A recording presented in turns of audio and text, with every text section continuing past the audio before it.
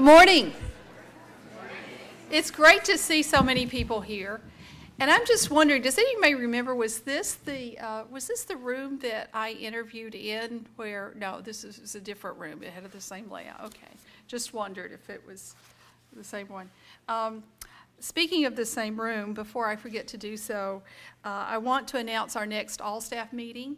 And, of course, you'll see lots of written reminders of this, so not to worry. But I wanted to alert you that we'll be getting together on April 21st at 2:30 in this very room. And in that, we will start, we have 4, I think, excellent presenters who are going to talk to you about the environmental scan we've done of other institutions, and they did a great job presenting at a Library Council retreat, and I'm anxious for all of you to know what we learned in that study of 4 other institutions. So I hope you'll come. These are the beginning phases of our strategic planning, our internal strategic planning, and it's really great to see so many people here this morning. I appreciate your coming. I also want to thank the Staff Development Committee and ask you to stand up. It's wonderful to have this kind of event, especially so early in my time here. And you did all the work, and I get to stand up here. So thank you very much.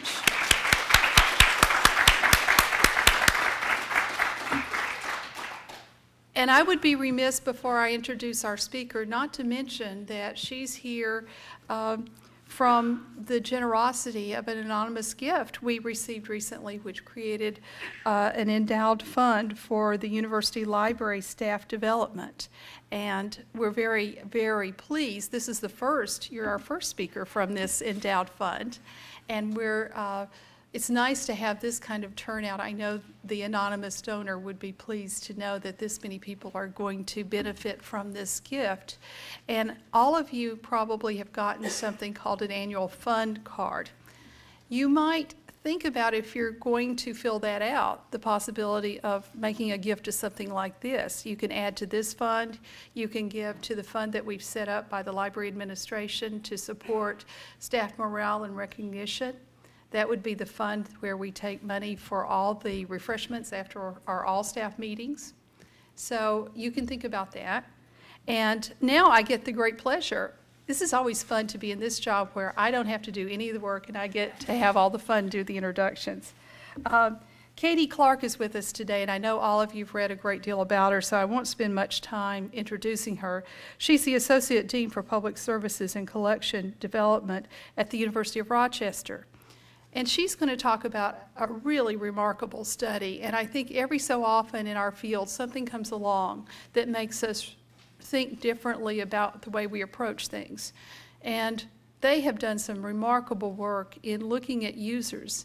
And I'm looking around the room, and there's a striking number of people that are within, a decade or so of my age. And, you know, things have changed since we were in school. And I think we're going to hear a lot about that today. Katie has a great background in libraries. She has been head of the Science and Engineering Library at the University of Rochester, and she's worked in many other libraries.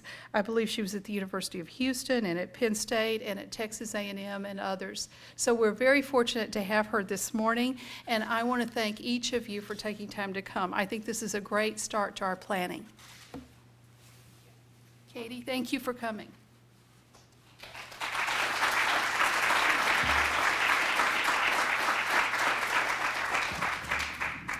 It's a real pleasure to be here today. I have to tell you, on Tuesday, I sat on the tarmac in Rochester for an hour and a half waiting for my plane to be de-iced. So it was pretty cool to walk across campus this morning and see flowers blooming. I'm going to talk to you about a 2-year project we did at the University of Rochester to study undergraduates, how they work and how they live. Before I get started, I'll tell you just a little bit about Rochester. The campus is right there. We are between a river and a cemetery. We have about 7,000 undergraduates and 1,000 graduate students. The students live on campus for all 4 years. It is a very traditional institution. It is entirely residential. There are no returning adults. Woo! There is We're going into the darkness. We're really going into the darkness. I need just a smidge more light. Thank you. Okay. Sorry.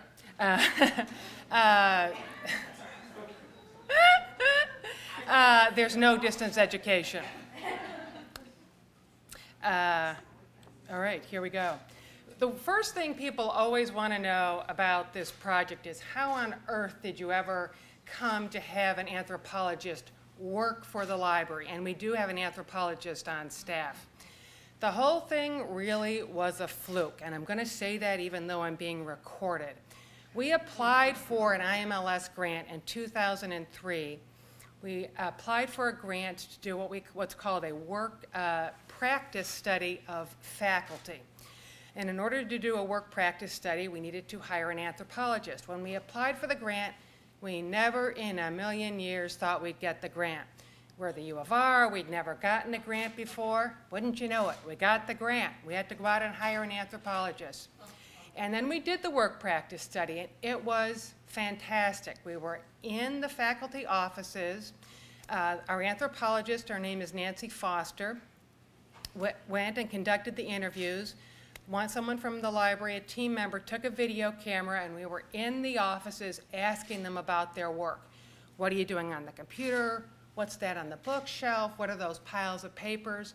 It was fantastic. It was absolutely, that's perfect. That's perfect.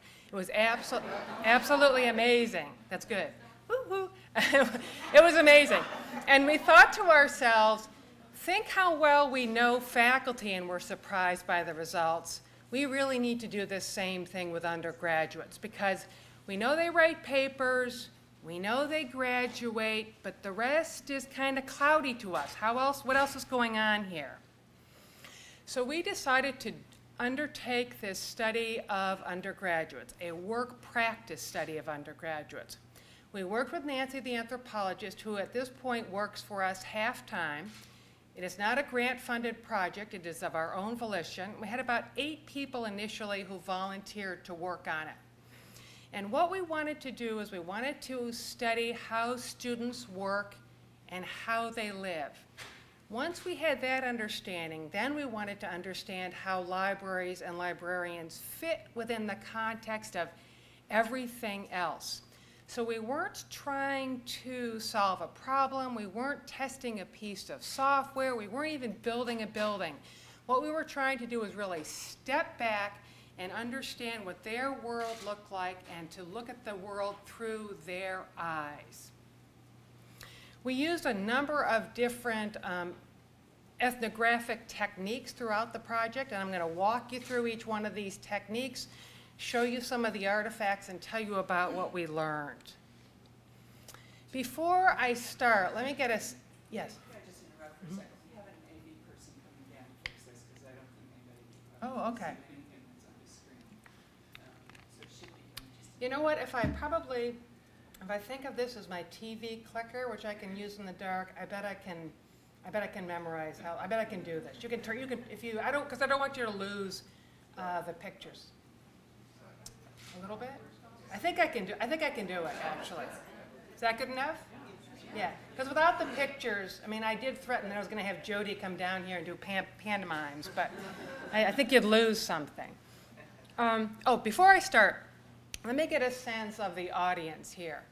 Raise your hand if when you were in college you wrote your papers on a computer. Ooh, okay. Keep your hand up if you used a laptop computer. Ah, very small group. I'm going to confess, when I went to college, I wrote my papers on a baby blue manual typewriter. So on that basis alone, my college experience was very different than these kids' college experiences. The first technique we used, we called retrospective interviews.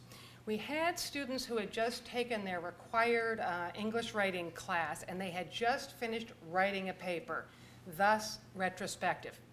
And we had, the interviews took place in the library during the day. It was a team of 2. Nancy's the anthropologist there on the left, and then someone from the team actually ran the video camera. So there's Nancy, there's the student. Nancy asked them questions about writing the paper. When did you get the assignment? Where were you when you got the assignment? And then she had them draw a picture on a big white piece of paper. So every step of the way, they drew on a piece of paper. So we weren't asking them about finding books or about their bibliographic instruction session. We were asking them about their work. We were asking them to tell us about the process of writing the paper. So at the end, we have three things. We have the video recording of the interview. We have a transcript of the interview, and then we have these big pictures. And don't worry that you can't see it all. You get a sense that it starts with when they got the paper all the way through the end of the semester when they turn the paper in. These interviews were very, very rich. One of the things we did learn is that the students study in lots and lots of different places. This one student, this is a close-up from the picture before, studies in the dorm, they study in the quiet study lounge, they study in the library. That's very different than how I work. When I work at my desk. I work at one place.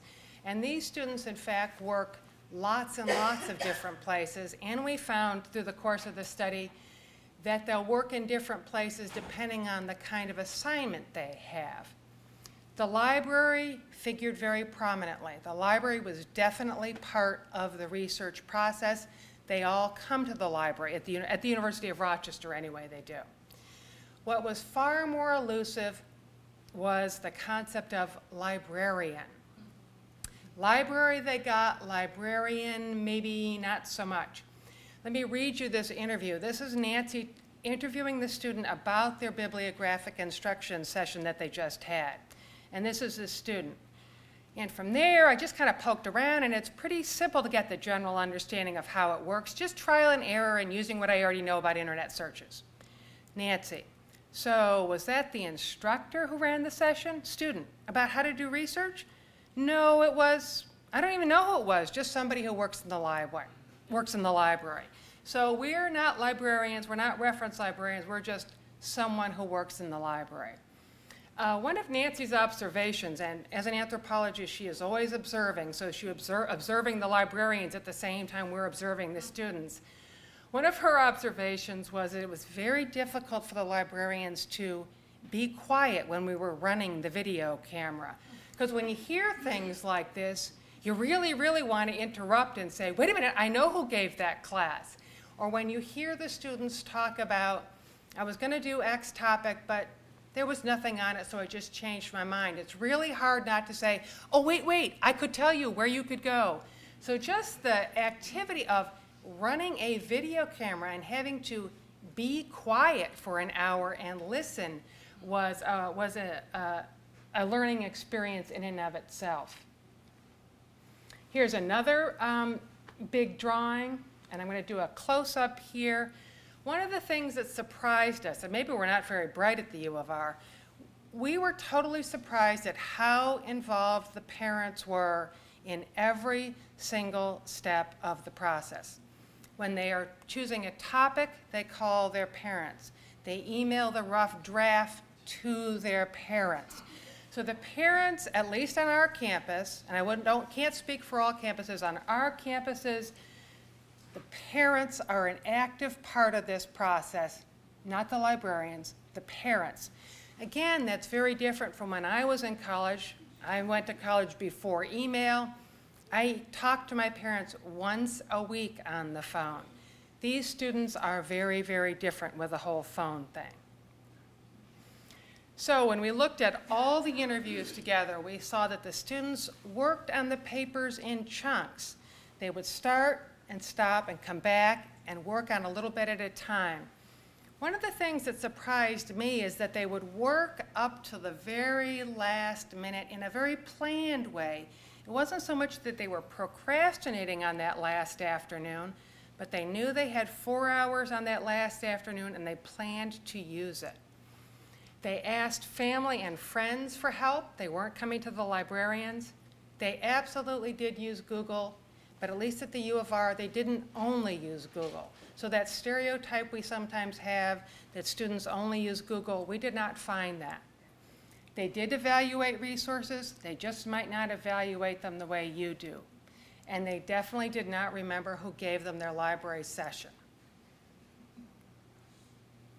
One of the things we kind of gloss over when we talk about this process is how we actually drew conclusions from the data. Because if we did 20 of those interviews, that's more than 20 hours worth of interviews. That's a lot of information to look at. We started with that original group of 8, but when it came time to actually re-watching those videotapes, we opened those interviews up, those sessions up to anyone on the staff who wanted to come. So we would, over lunchtime, run one of these videotapes and anyone could come. And so we had lots of people from technical services and from the systems office come. And we would interrupt the tape at any point and make comments. And there were only 2 rules. The first rule was that we always had to respect the privacy of the student we were watching. So what we saw in that room stayed in that room. And that we could never be judgmental about what we saw. And some of the stuff we saw was not very flattering to us. It was not very flattering to the students. So we could make a comment, it just couldn't be a judgmental comment. Probably of all the things we did, and I think we actually just did this accidentally, watching these as a group was probably the most valuable thing we did. You got other people's perspectives. People who didn't work with students at all actually got to see our students. And we did not find, I don't think, anything at the U of R in this study that you can't read about everywhere else. I mean, you can read about those helicopter parents. There's thousands of articles about helicopter parents. But somehow when you've seen your own students talk about them, in a videotape, it makes a much bigger impact. This was a very fun technique we used. We gave students disposable cameras, and then you can see taped to the outside of a camera a list of things for them to take pictures of. There were both social things we wanted pictures of and academic things to take pictures of, not necessarily library things. The reason we really did this technique is because what we really wanted to do was go to the dorms. We really wanted to go to the dorms bad with a video camera. But we were too afraid. We thought they would say no. We thought it might be a little creepy. We just thought, ooh, we better not do that yet. So we thought, well, if we can't go to the dorms, we'll give them a camera and make them go to the dorms for us. And that's exactly what we did. When they came back, not only did we have the pictures, then Nancy would interview the students about the pictures. So we have the artifacts themselves, and then we have the transcript of what the pictures meant. This is a picture of something you couldn't live without. This is a young woman's day planner, and you can see it is completely filled. You can see that she has a system here. I don't know what it is, but it involves colors. It involves highlighters. And you can tell she's trying really, really hard to be organized, somehow with these colors, with these Post-its. I don't know whether she's successful, but she's working hard. Each one of us during the course of the project sort of had one of those aha moments where you suddenly go, I get it. For my colleague Anne, this was her aha moment. And Anne is much younger than I am. U of R is her first professional job.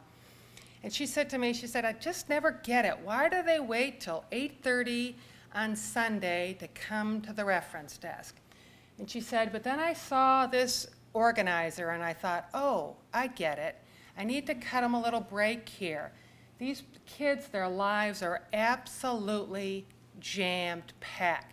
They're absolutely flattened with stuff they need to do. So the fact that they're coming to the desk at 8:30 on Sunday night isn't necessarily because they're procrastinating. Not to say that there aren't procrastinators out there, but might also be more because they have a ton of other things that they're trying to balance in their lives. Your favorite place to study. These pictures kill me too. On the right, let's start on the right. These are 2 pictures from the dorms. So you see a computer, you see a cell phone, you see food, you see books, a printer. You also see, little valentines, you see posters. There's all kinds of stuff going on here, sort of a social and a work environment. So those students, for whatever reason, felt that they like to work in an environment that has their computer and books and everything right close by. And on the left, on the other hand, is one of those places in the library, that's a picture of the library, that is absolutely church quiet. And so in this picture, there is no computer. There's just a big, empty table, and I know that that is a place that is absolutely quiet. So we came away with at least 2 takeaways here. First of all, for students, it is not a one-size-fits-all. And that was a surprise to me. I actually thought students sort of all wanted the same things. And we finally had to realize, no, they don't all want the same things. Different students want different things. And again, as I've said before, we found out that different students want different kind of environments depending on what they're working on. What do you always carry with you? In each one of these pictures, there is a cell phone. At the U of R, we did not find a single student who did not have a cell phone.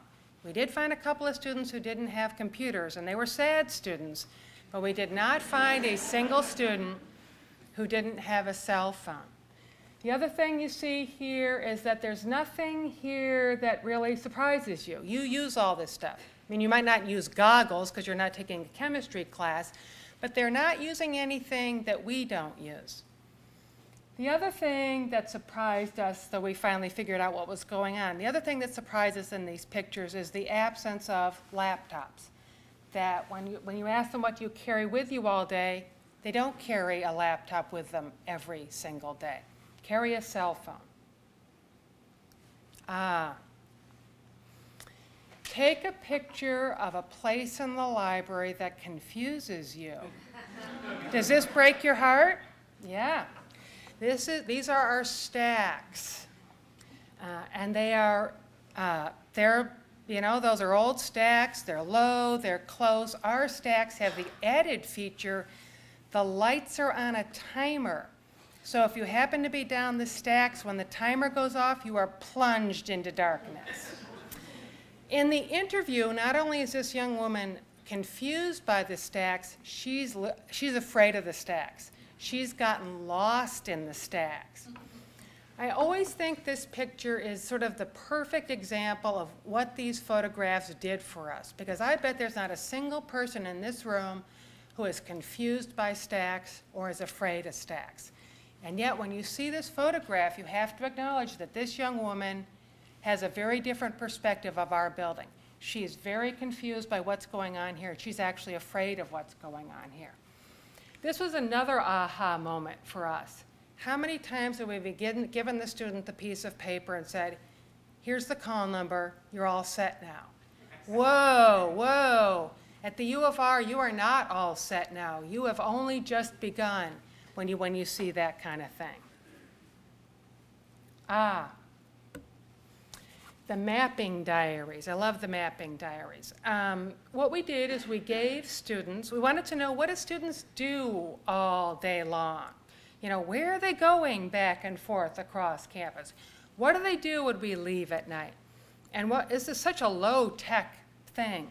We just gave them a big campus map and asked them to choose a typical weekday, any weekday, and on the map, mark every place they went during the course of the day. At the end of the day, we brought them back in the next day and interviewed them to tell us about what their day was like. So this is, you can see all these little scribbles back and forth across the map. Let me get another sense from the room. Raise your hand if you were in bed by 11 o'clock last night. Okay, yeah. You'll see why I'm asking that one in a minute. I always say 11, but the truth is I'm in bed by 9 o'clock, so. I'm going to walk you. I'm afraid this is the one place I have to read because I get this wrong. I want to show you what this student's day looked like. This is a senior, and he is a biomedical, a BME, a biomedical engineering major. His day starts at 8:30 in the morning, which I was surprised at. And he goes from his dorm and he goes to the IT center, which is actually in the library, to do some homework. At 11 o'clock, he goes across campus to meet with a professor. 12:30, he goes to another building to have class. 1:40, back to meet with another professor about some work he's doing. 2 o'clock, he's going to go back to the IT center and he's meeting with some friends to do some homework. 3 o'clock in the afternoon, he now goes back to his dorm to have a meal. But this kid is not on the meal plan. He just has one of those little funky refrigerators in his dorm, so he grabs something out of his refrigerator. 3:25, he goes to a class. 4:40, he goes to a class. 6 o'clock, he goes to a class.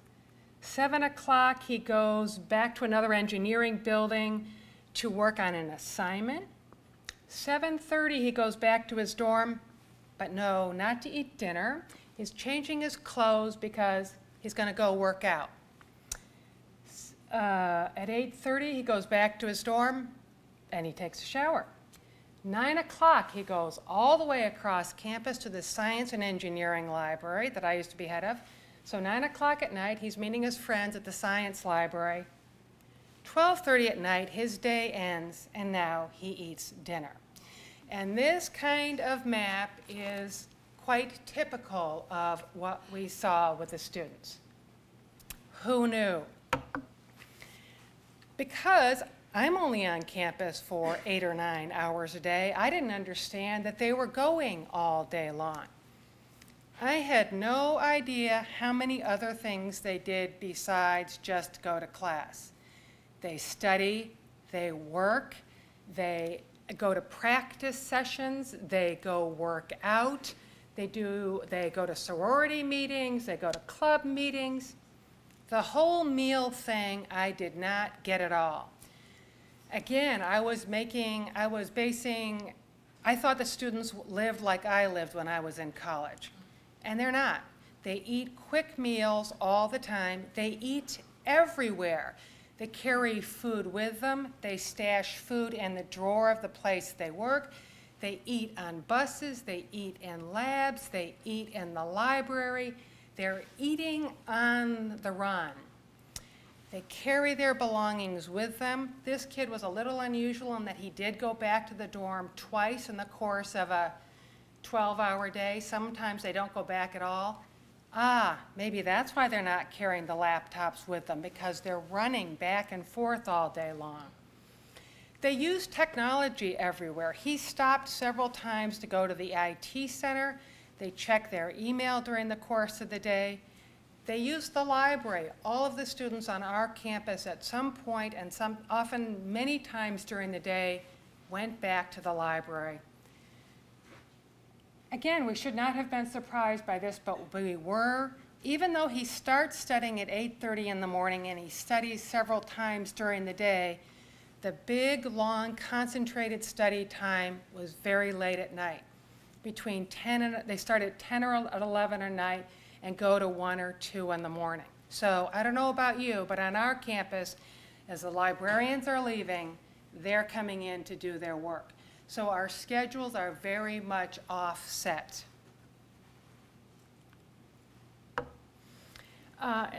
This is a very hokey sign that worked.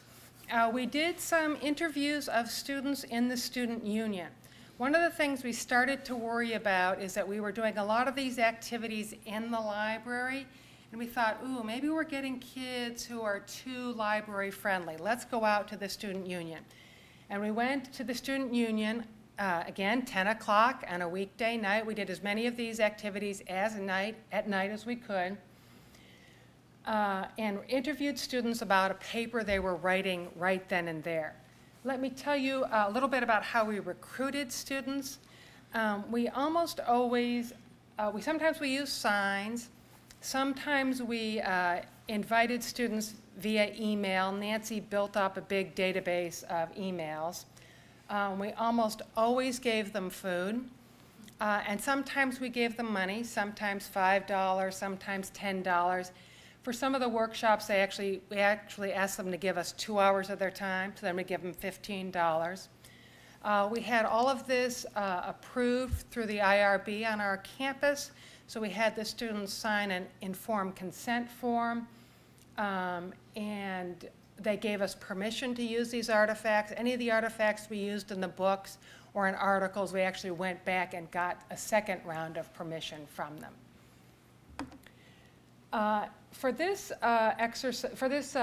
exercise, again, it was a team of 2. We had an anthropology graduate student actually do the interviews, and the librarian was screening the students. Of all the things we did, I've often found these results to be the most troubling or the most disturbing to me. We found that these students didn't have any problems finding materials for their papers. And we actually had heard the same thing when we were interviewing the freshmen, that the activity of finding was not where the problem was. Even though we as librarians are very hip on finding, they don't have any problem with the finding. They don't think they have any problem with the finding. Let me rephrase that. Where they felt they did have problems was in the organizing and the writing of the paper. They would actually readily admit that that was a difficult part of the process for them. We asked them who they went to for help, and this was one of the very few times that we actually asked them specifically about the library. On our campus, they knew about the College Writing Center and did not view that as a punitive place to go, that they actually liked to go to the College Writing Center. Above all, the professors were the experts. The professors were the people who knew all. Those were the people they went to for help. So we would say to them, so did you go ask a librarian for help in writing your paper? And a direct quote would be, oh, no, I didn't need any books for this paper. Oh, no, I know how to find books in the library. So not only did they not go to the librarians for help, we were very, very strongly associated with the print books.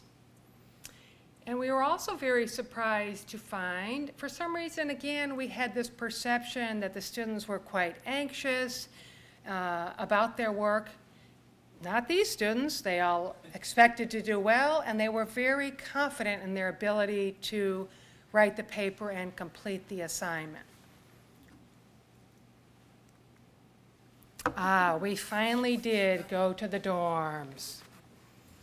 We went to the dorms at 11 o'clock on a weekday night.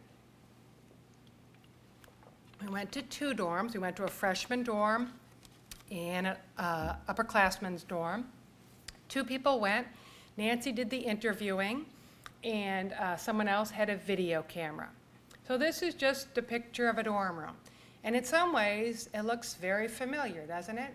You know, it's those same horrible cement brick walls and posters taped to them, and, you know, wet towels and, you know, papers and books and food and a guitar. But then what's different, of course, is there's a computer, and somewhere there's a cell phone, and this other side of the room, there's a microwave and a refrigerator and a television and probably an Xbox and a GameCube. So there's all kinds of technology in this room, as well as the stuff that we all remember from when we were in college. If we have any one takeaway from the dorm, it is chaotic in the dorms. Now, I should say before I go any further, U of R is not exactly a party school. I mean, these are pretty geeky students. This is not, they're serious students. The dorms were nuts. This picture is a group of about, I don't know, I'd say 6 girls running down the hall, 11 o'clock at night, screaming, apropos of absolutely nothing that we could see. So in the dorms, all the doors were open. So kids were going in and out of the doors, lots of flow of people, seemed to be no privacy. People were running up and down the hall screaming.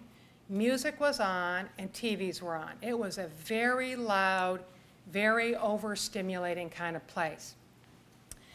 One of the things we started to put together here is that perhaps one of the roles of the library is as a place to get away from all of this kind of stuff. That there actually is a role for that sort of old-fashioned library that I showed you a couple of slides ago, where the table is bare, where there are no people screaming, where you actually can be quiet and concentrate. This room. Okay, let me tell you about this room. This is a group. We walk into this room, and there are 4 young men in this room. We never were sure who actually lived in this room. And it was a dark room. I had several aha moments in this room. I am not a gamer. I don't have any children. I don't have any friends who game. This room, the whole other side of the room, is just 4 guys with gaming equipment. There's, you know, boxes and cubes, and they're playing World of Warcraft with each other, with a girl across the hall, with people, you know, in Europe. It's just kind of amazing what's going on in here. And then in the middle of all this is this other kid who is, I guess you'd call it multitasking. I mean, I think I'm multitasking when I'm on the phone and reading email, but this kid is taking it to a whole new level.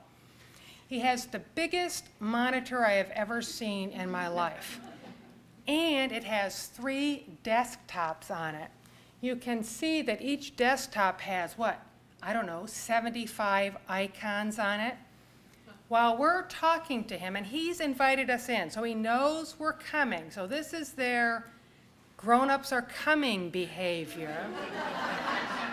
Keep that in mind. We're not sneaking in. This isn't a candid camera thing. They have invited us into this room.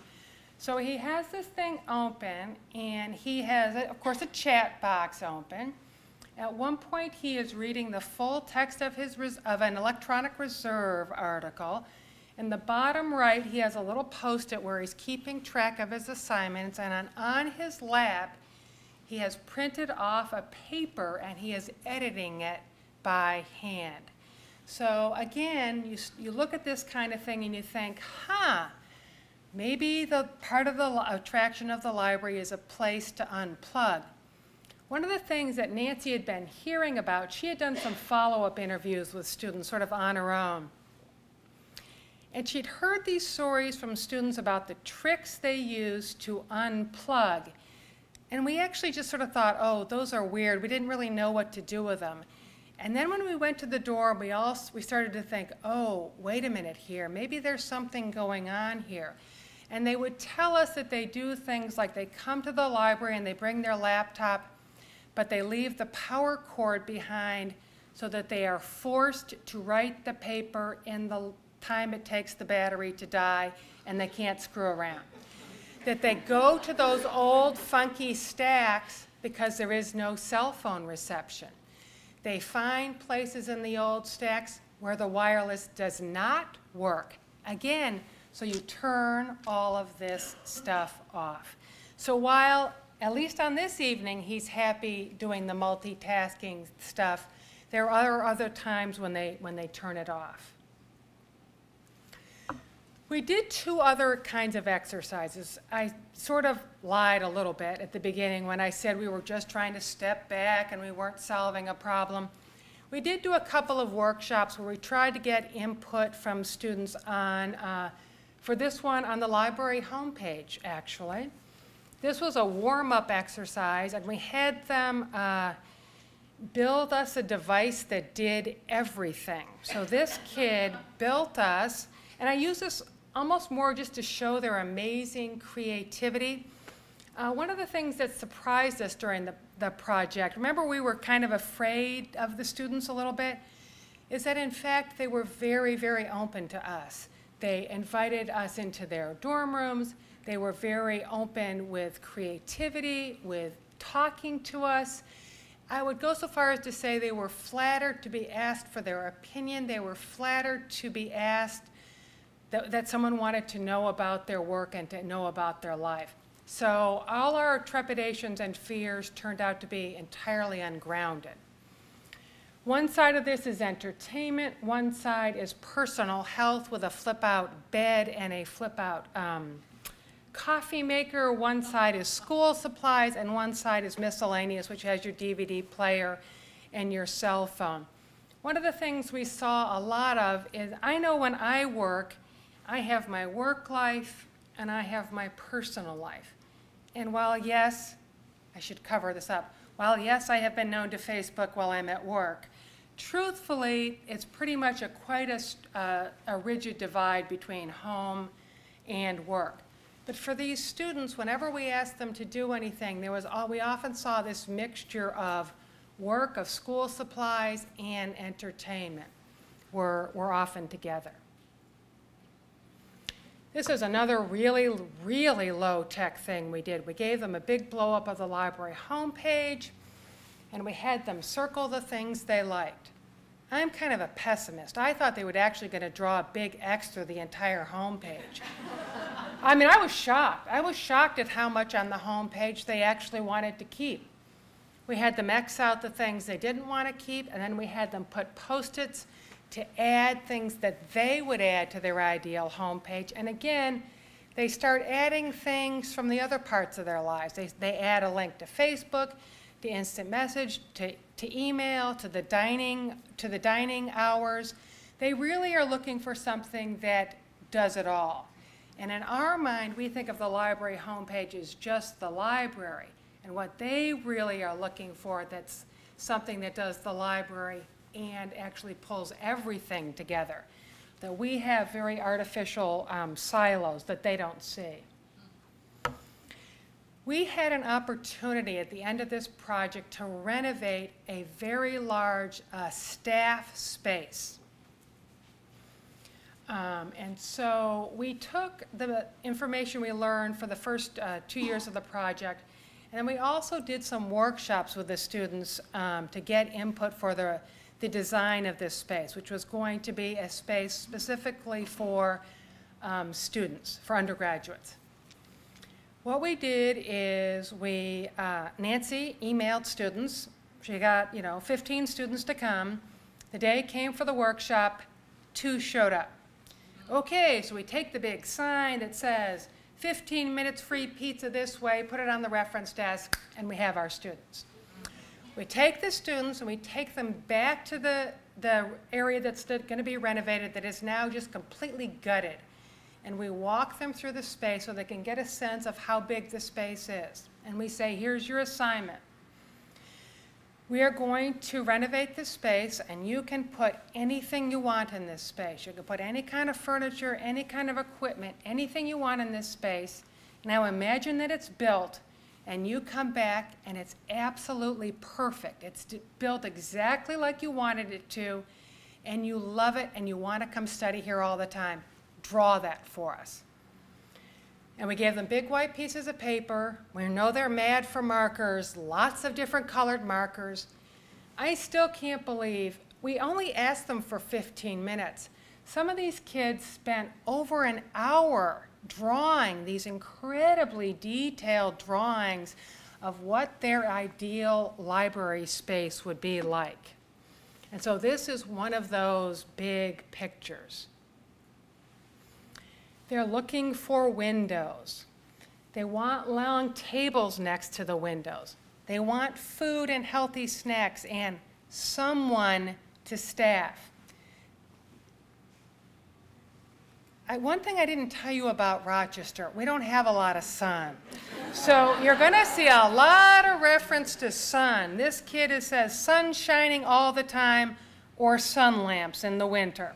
Clearly, this is a kid who's lived through a Rochester winter. They want new popular fiction books. This always hurts me. Easy to find, like a community library. Hurts.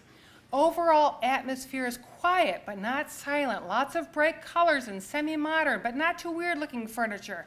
sort of like an all-weather space, but not as utilitarian. The ceiling has clouds painted on it, Georgia O'Keeffe and similar art on the wall. So they really gave us a lot of detail about the kind of atmosphere they wanted, the kind of art they wanted, they used a lot of comfort words.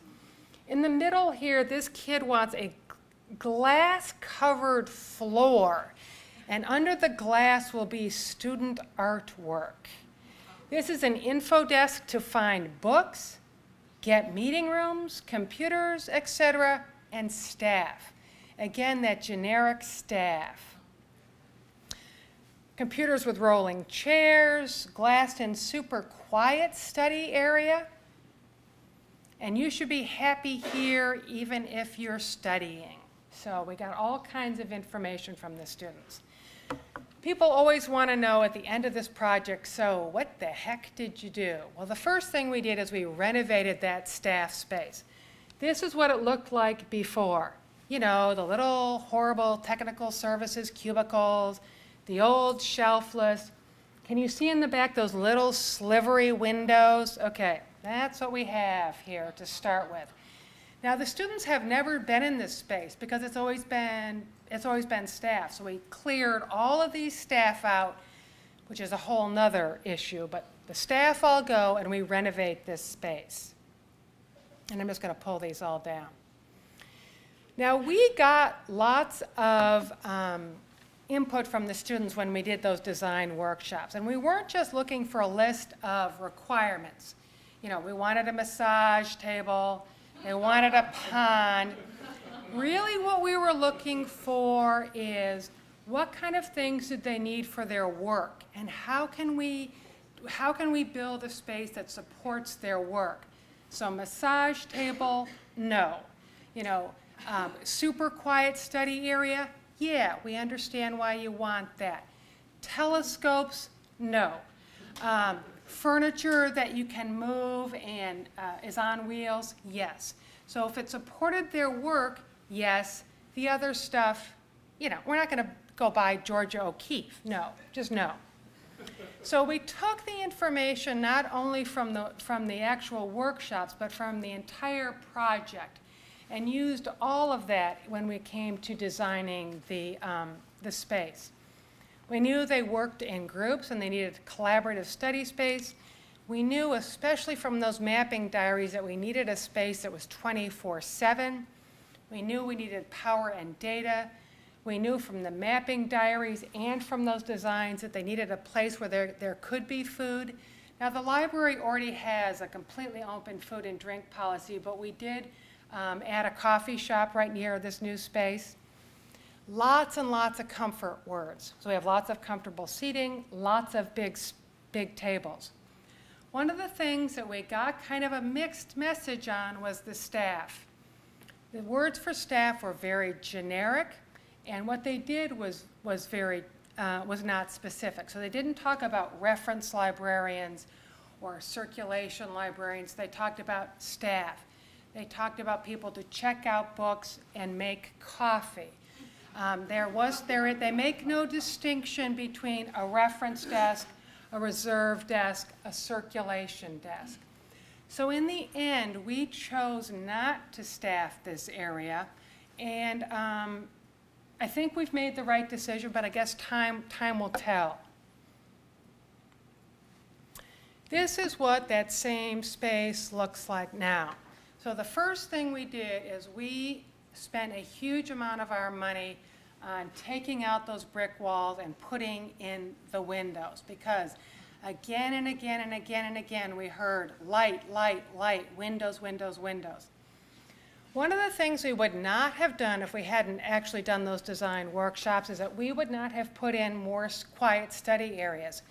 This is in the main library, and we have lots of quiet study areas. But again and again in those drawings, they kept asking for more quiet, more quiet, more quiet. So that is one of the things we did because they specifically asked for it. There's all kinds of different spaces. There are group tables. There are these weird little pod things that they can write on the walls. that aren't entirely private but give some semblance of privacy. There's also individual spaces. There's another view. There's little rooms.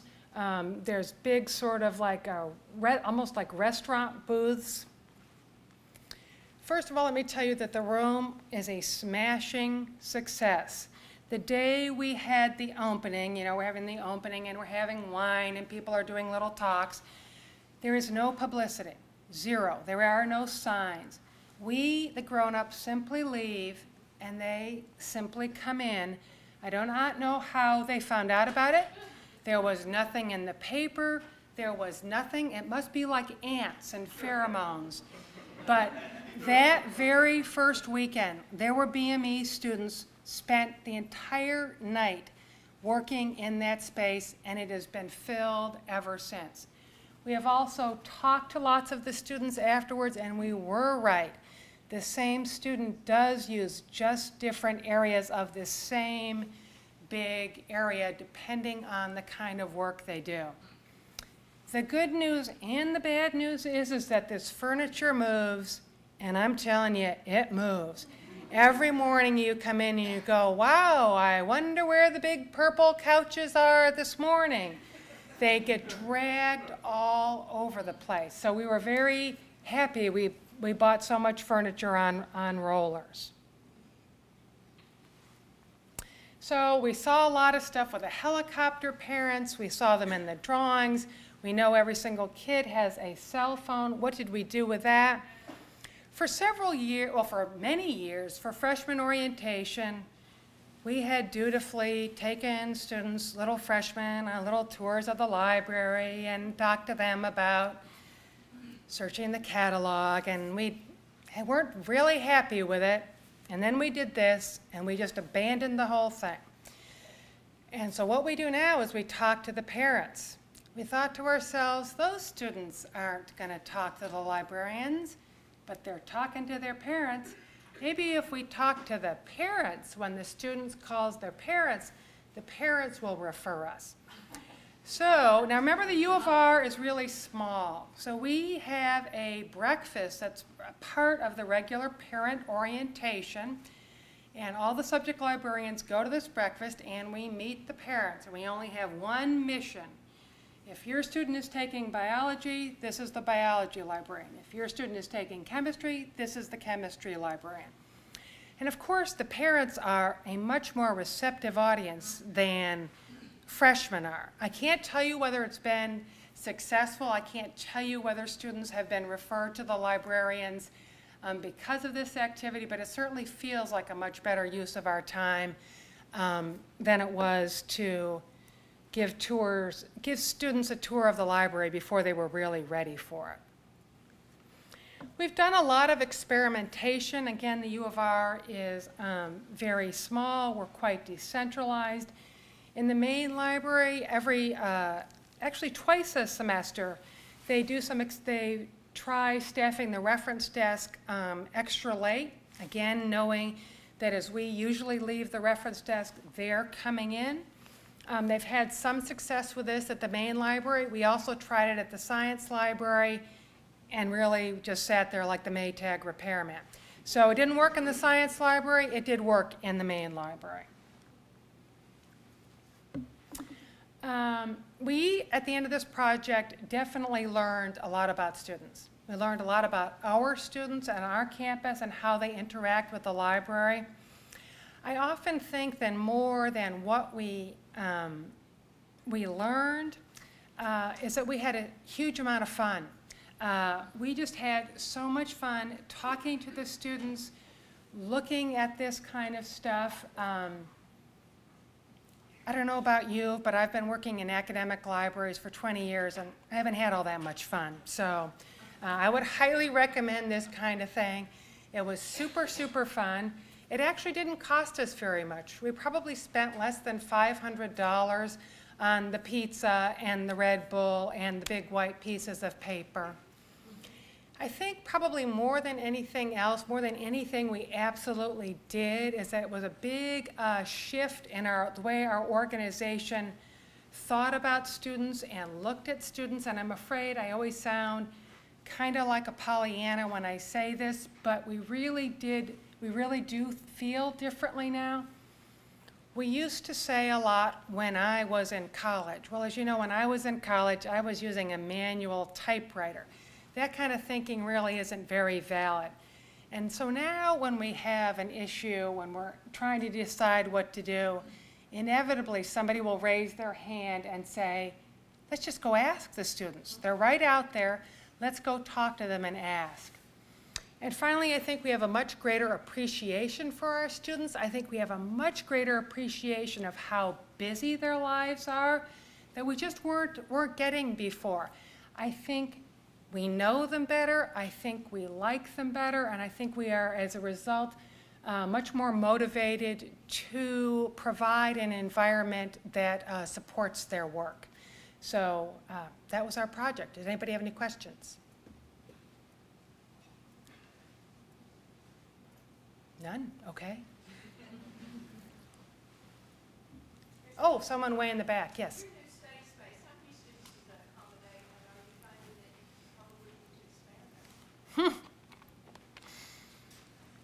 Oh, that's a good question.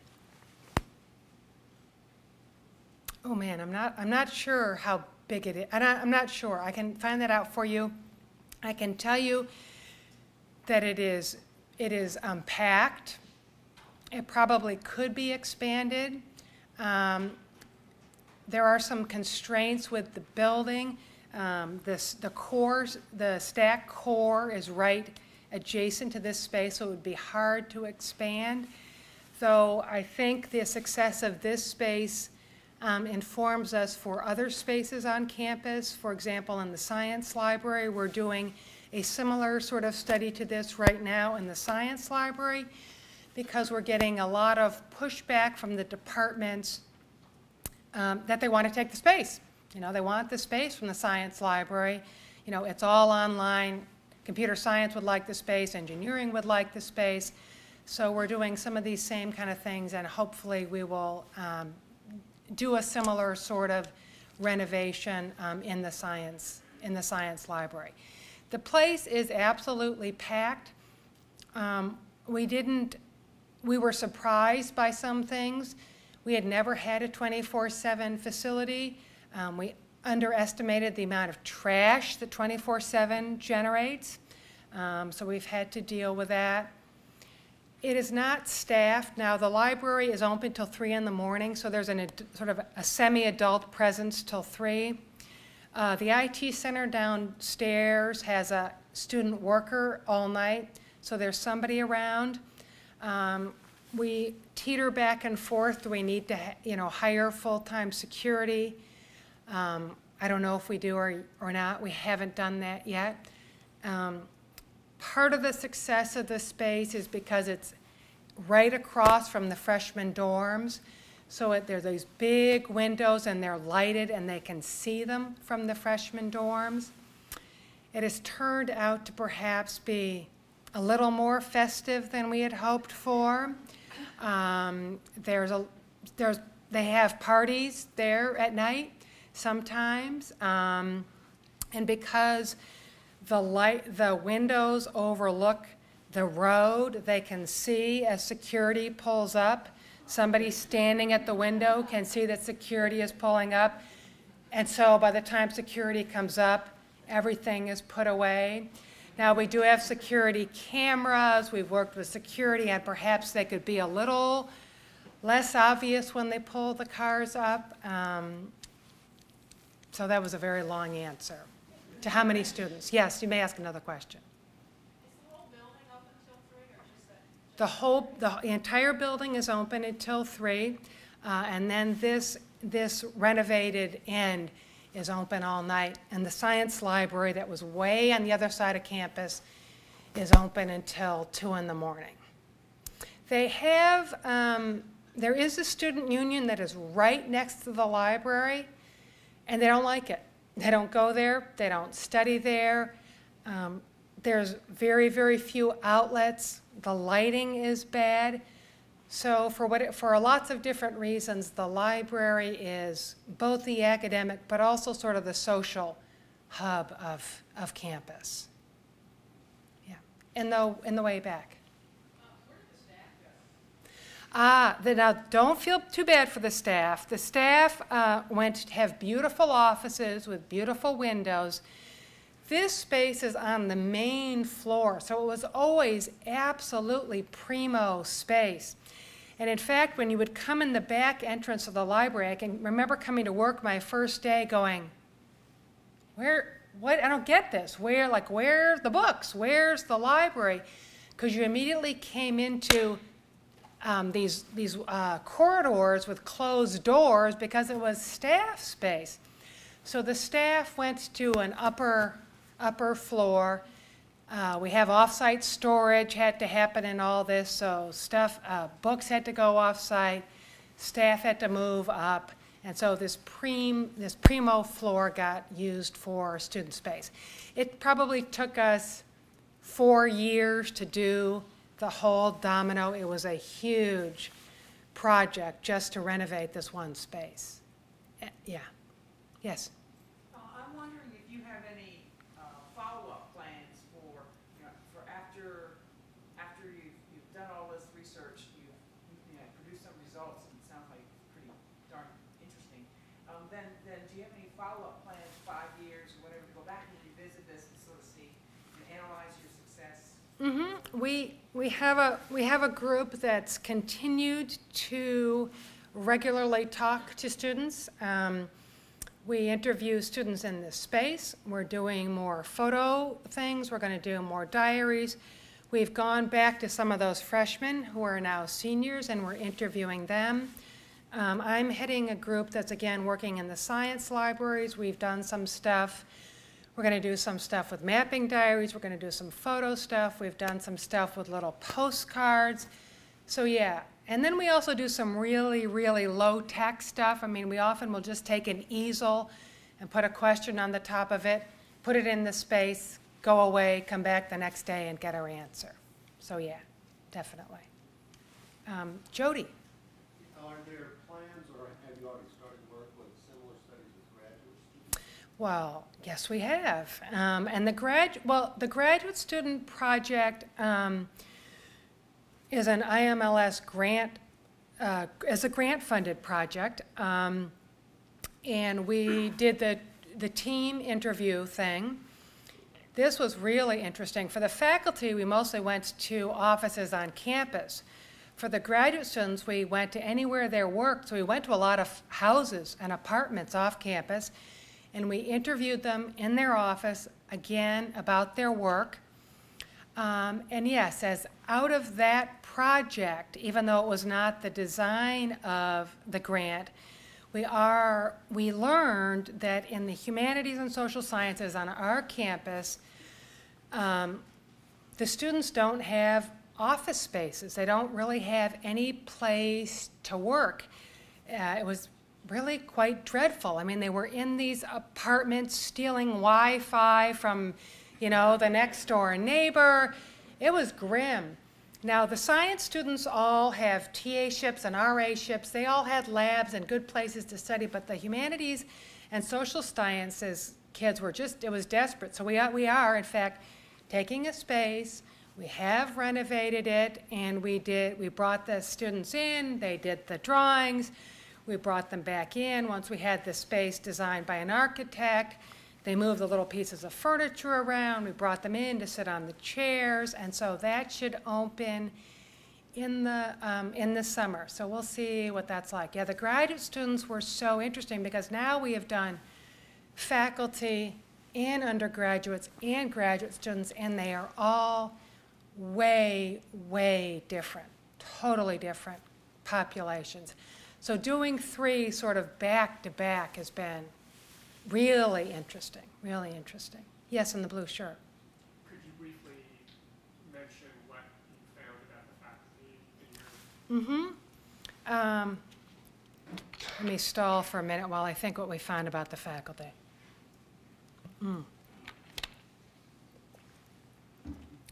We've actually done 2 separate grant studies with the faculty.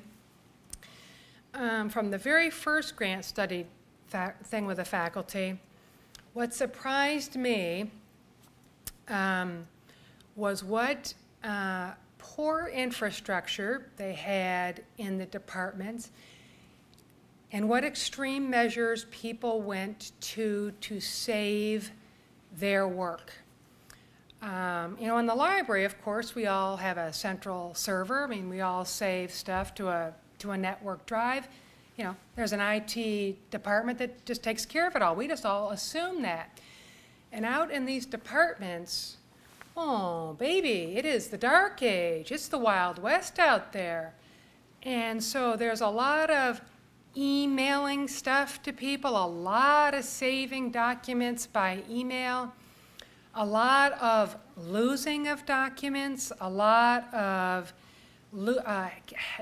trouble keeping track of different versions of papers, especially when you're working with coworkers. And somehow, I don't know, I had a stereotype that people who write articles for a living were really good at the keeping track of the drafts, and they really are struggling with the whole keeping track of the drafts. The other thing we found in the more recent study of faculty, we actually watched them or asked them to show us how they looked for articles and how they looked for books.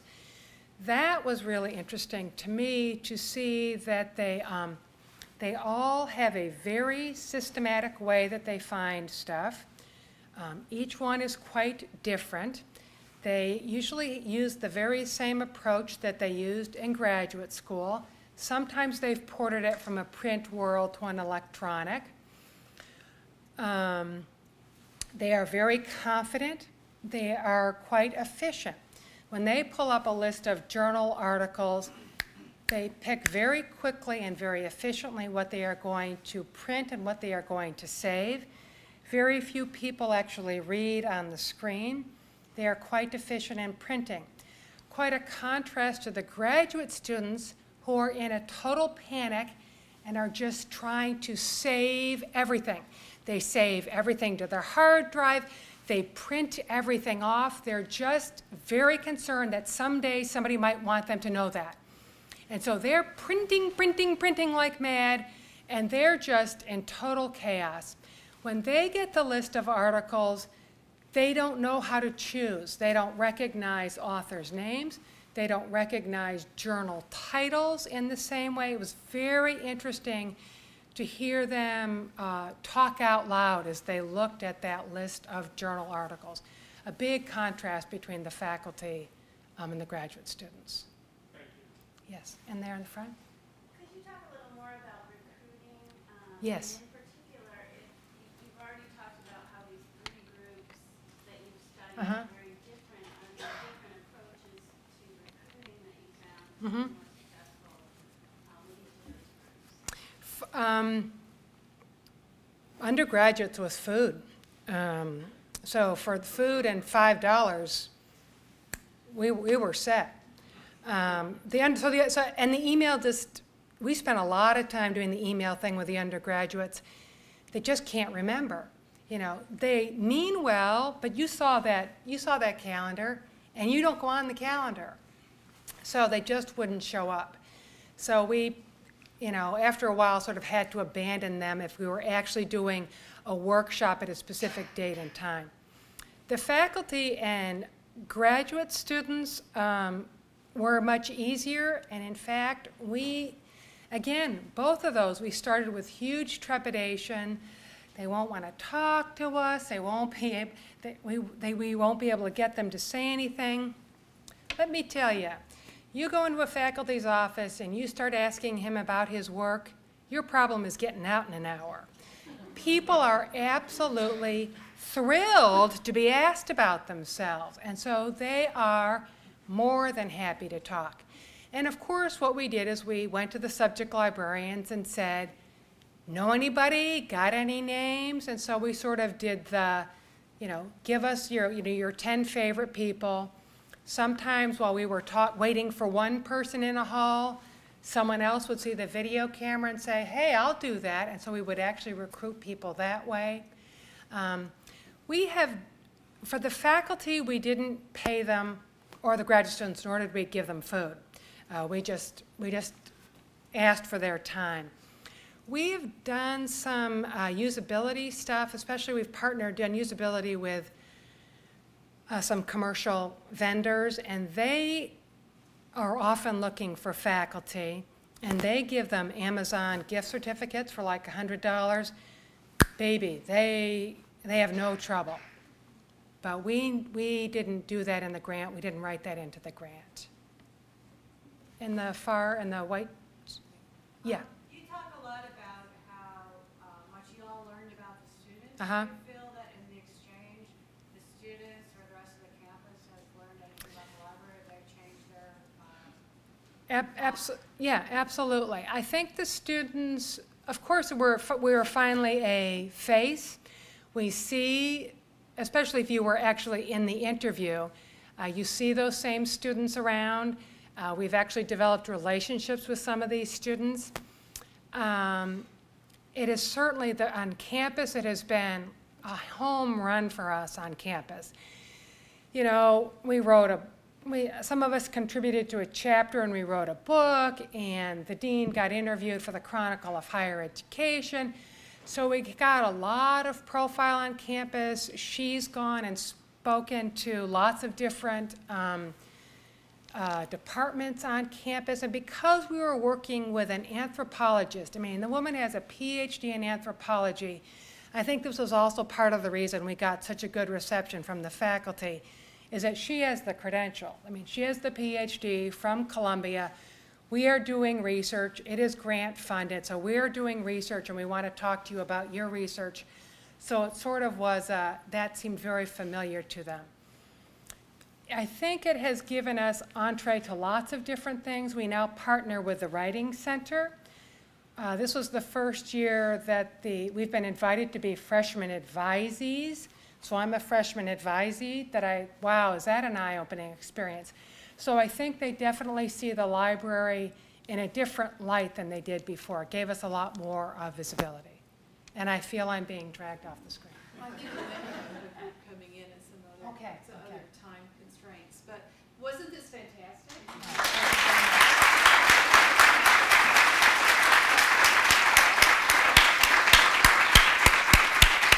If you haven't had a chance to look at the articles in the book about this, it's incredible, but hearing it is just far better, far better. We're so lucky to have you as our first speaker. I'm so pleased to see so many people here. Are there any announcements that I need to do before we go, Celia?